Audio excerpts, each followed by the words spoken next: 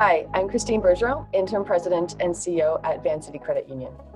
So, what COVID-19 impacts has Vancity seen amongst its clients and the economy at large? How do you assess the actions taken by Canada's financial sector to support individuals, companies, and the economy at large?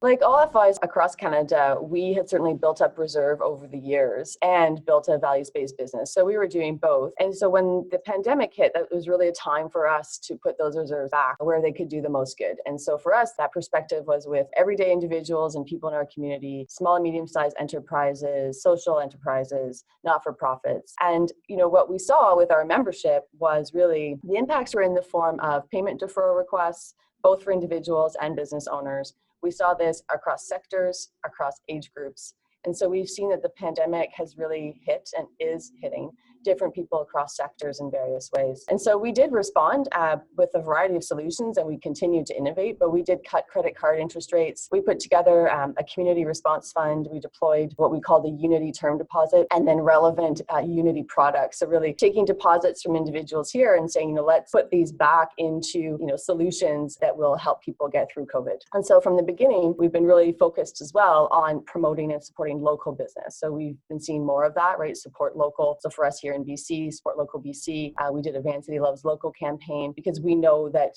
supporting local really helps to build a community. So we've seen impacts across. I think overall financial institutions have responded fairly well, and we certainly have tried to be very specific in our response to our community here and to solutions, to get people through the pandemic.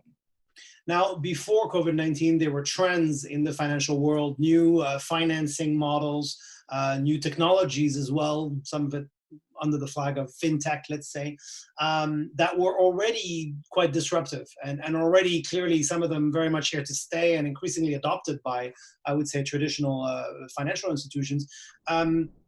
What has happened to those trends through COVID-19?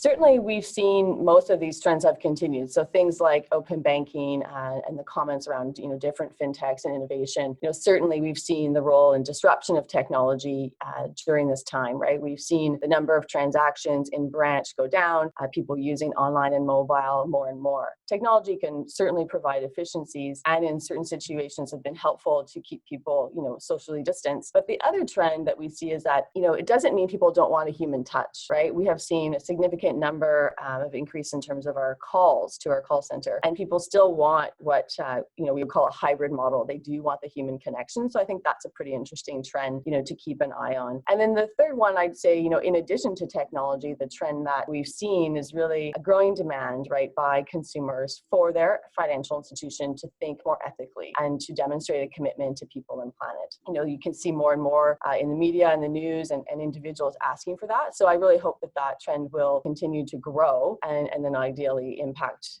our future economy in that sense for one that's cleaner and fairer, right?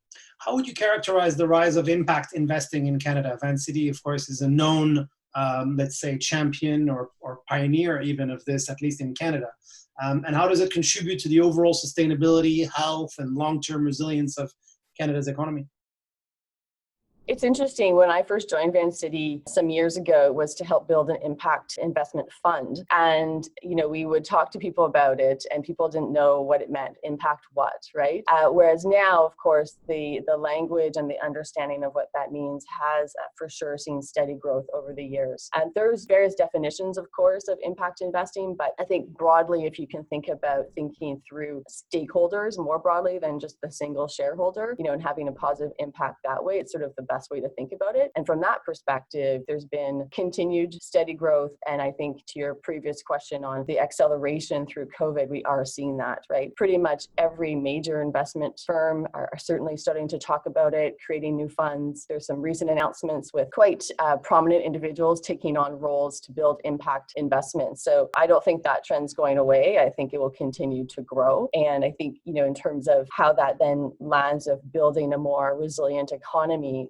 the more you can think broadly about the effects of your business on every aspect, the environment, your own employees, suppliers, etc., you will see a better outcome, and it does help to build a resilient economy. So you look at the social, environmental, and financial impacts of a business, then you really, you get the win-win. It's good for your business because you're thinking about the long-term effects, and it's good for society. So I'm not sure that will ever unwind, and I think we'll see more and more of it.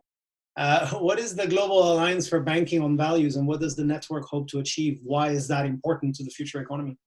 The Global Alliance for Banking on Values is an independent network of banks that use finance to deliver sustainable economic, social, and environmental development and changes. And so, at Vancity, we've long worked to support those three pillars. And so we participated and we've joined with the Global Alliance, and we're quite an active member, really about putting the needs of people and planet at the center of our thinking. And so the networks like Global Alliance provide guidance and accountability to financial institutions that are looking to support these pillars, right, and to deliver as well steady financial returns. And so we know that as an FI here, we certainly can't do it alone or make change on our own. And so that's why, we see the value in the network. One example of the work that has brought forward has been what's called the Partnership for Carbon Accounting Financials. We also call it PCAF for short. And it's an industry-led partnership that helps to facilitate transparency and accountability of the financial sector to the Paris Agreement. And so banks and financial institutions, we do represent most of the available capital globally. And so how we lend it, how we invest it makes a huge difference. And so currently there's still trillions of dollars, right, that are being invested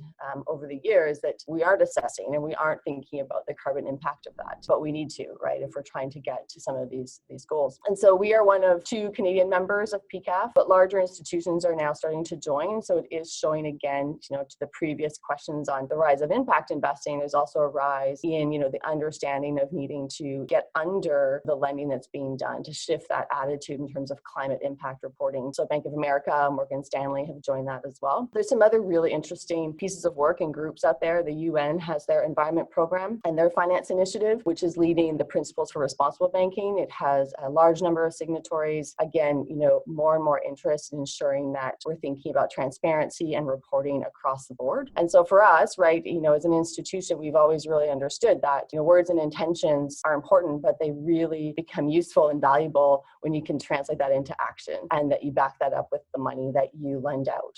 Do you feel there is some kind of a paradigm shift or some kind of an earth shift in Canada amongst not just financial institutions, but I would say large corporations, corporate Canada in general?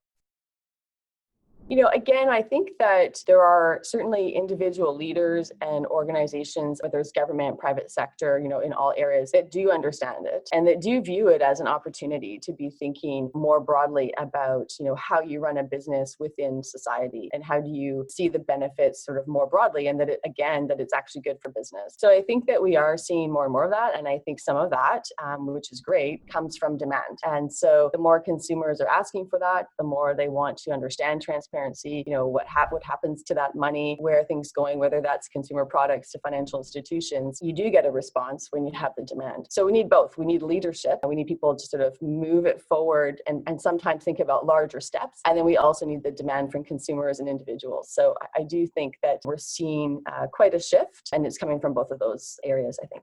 What supports are needed, in your opinion, and from who, for Canada to, I would say, honor some of its commitments since the last G8? But more importantly, to empower women entrepreneurs and female-led businesses. We know how hard hit they are right now. Yeah, it's an area that I'm quite passionate about. I'm the chair of a Women's Enterprise Center here in BC, and I've written quite a bit about it. And having been a venture capitalist, as a woman, I've seen a lot of those trends, firsthand. And so to your point, we know that women entrepreneurs account for, depending on the stats, 30% of entrepreneurs, and yet really access 3% of the venture capital, 15% of loans, and, on in terms of the statistics, right? And we also know that we're seeing some of the disproportionate effects on women, during COVID in terms of childcare and all these extra layers that they're working through while also trying to grow businesses. And so I think there's a couple of things. There are a lot of tremendous support organizations for women entrepreneurs. So partially it's ensuring that that message can get out and that women know where to go. And sometimes that's, not necessarily looking for different solutions, but it's really sort of additive. And so, for example, we know that with some of the different government support programs, women weren't accessing it it necessarily at the same rate. And it wasn't that there was a problem with the actual loan or program, but it's the way women approach it. And they tend to like to have more conversation, to have an understanding of, why would I take this on? What else do I need from coaching to grow my business? And so sometimes also we know women can be more risk averse and wanting to take on more debt. So having sort of those broader conversations and a support around a product is really important for women. And so we did work with Women's Enterprise Center on building that type of a program to get mentorship, coaching through other avenues while we could support through a loan program. So I think those are the types of innovations, they're sort of small that you can do bottoms up to help women entrepreneurs. How closely tied are economic, social, and environmental facets of our society, and what can we do to advance them in parallel? I think the pandemic has certainly reminded us that we both stand and fall as a society, right? And that the welfare of the poorest among us is integral to everyone's welfare. And I think that same type of perspective helps us understand the interconnection between social and environmental and then economic. And so I think COVID has also thrown in and shown us the systemic inequalities in our current economic system. Of course, they were always there, but they're in a sharper focus. And so we know that, we have to get ahead of these types of things, and that when the next climate crisis hits, that we have to be thinking about how to contain that early on. And I think that we know with climate as an example, and we expect that those who are seeing some of the inequality rise during the pandemic will feel it again with the climate crisis. And so I think about this a lot, and we think about it here a lot. How do we move forward those three facets all together? And I think what we have also learned is that we can, right? When we must do something, we have been thinking about all of these pieces. We know that it's possible for government, business, investors, civil society to come together, and to come together pretty quickly with different solutions to put people first. And so, if the question is really around what's the trade-off, that sometimes is how it comes out. Is there a trade-off for economics versus environmental and social? I think it's important for us to really rethink that frame. And can you have a successful business if the society around it is not thriving? And I'm not sure that perhaps not everyone has the same answer to that currently, but over the long term, certainly you need to have all of those in sync. And so my perspective is it's not a trade-off. It's absolutely an interconnection that's required to get us to the society that we want to be, and a future economy that we need if we want to be cleaner and fairer and overall kind of create a more sustainable growth line. If you had 30 seconds to pitch to either a person in Canada, a lot of people pitch the Prime Minister, or anyone else, but also a group, I'm thinking women entrepreneurs or your peers in the financial sector, and your pitch was about how to basically improve Canada's financial landscape for the better, who would you choose to pitch, and what would you say in 30 seconds? I don't like the forced, who would you pitch? I'm not sure that there's one group, because I think we need everyone to play their part. And so I think the pitch would be broad to say, we each play a part, and each part is super important. We can't just think, well, I just have this one little piece here, so why should I care? If we don't all take those actions, we won't see change. And that includes individuals, like we were talking about earlier, consumers, but individuals in terms of, they wear the hat of citizen, they wear the hat of investor, they wear the hat of individual who's banking. And so what actions do you take day to day? How do you make a purchase? How do you make that decision? All the way through to heads of organizations, to our Prime Minister and our government. And so my pitch is that everyone needs to do their part. We've seen that, in COVID, that when everyone does their part, actually we can see some success. And I think the same applies now as we rebuild. I think how money is allocated really does influence the society we'll have. It influences tomorrow. It determines it, right? And so my pitch is like, let's allocate it wisely, because we can do better, and we really need to. We must, right? And perhaps a final question, a personal question. How has your own lens, your own perspective, and maybe even your own long-term vision of Canada's economy been impacted by COVID-19? Oh, I don't know if it's been impacted. I think it's been accelerated, right? Like many, we have been talking about climate crisis and all these issues that we know are at our doorstep. And I think the pandemic shone a light on a lot of these inequities, on the issues that we're seeing of how we're rebuilding, and how are individuals faring. And so to me, it's just reinforced that we need to put people at the center, and if we do that truly and properly, we will get to to a fairer and cleaner economy. And so it is people and planet, but at the end of the day, climate's about, how's climate change going to affect people? And so my view is put people at the center, and that continues to be the driving force for where we need to be in the future. A great message. Thank you very much, Christine. Merci beaucoup.